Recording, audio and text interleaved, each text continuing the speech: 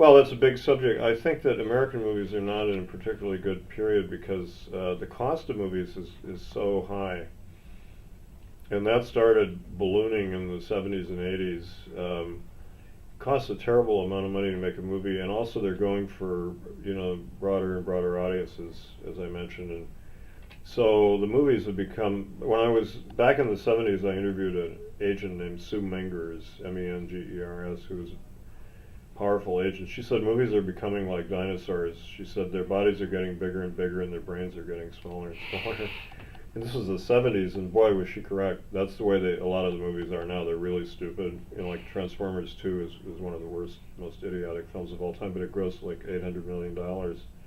So there's a market for this silly stuff. Unfortunately, I think also what happened is movies used to be for the whole family. Everybody, back in the 30s and 40s, the whole family would see a film. So the film had to appeal to everybody on some level. The kids, the old people, the middle-aged people, the women, the men.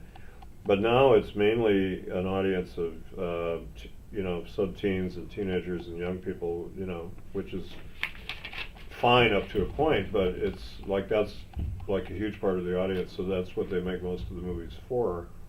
And they figure that most kids don't care about Abraham Lincoln or something, which, isn't totally true, because, I cared about Abraham Lincoln when I was a kid, and I'm sure a lot of kids do, but they don't flock to see that probably as much as they would Transformers, Unfortunately, that's just a fact of life. And there are a lot of older people who would go to movies, and they do make some movies that appeal more to older people, but not as many as they used to. So the movies have become more of a sort of dumbed down thing for sub-teens, But then, this is a broad generalization. Then you have Spielberg or Martin Scorsese or somebody makes a serious film every once in a while because they have the clout to do it. Or you have a film like The King's Speech, which is a British film, but it's a wonderful film, So there's still good films made and a lot of good Asian films that are made. And unfortunately, Americans don't go to see foreign films very much.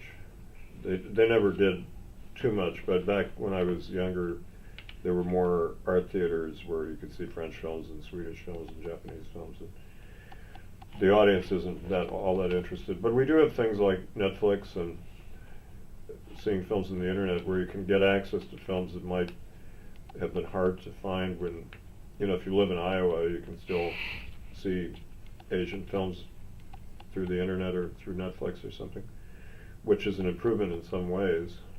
So it's kind of a mixed bag. I think we're no longer in the great era of American films, but we still have an occasional really good one. There are a lot of silly comedies and silly action films coming out, but even back in the 30s and 40s, there were a lot of bad films too.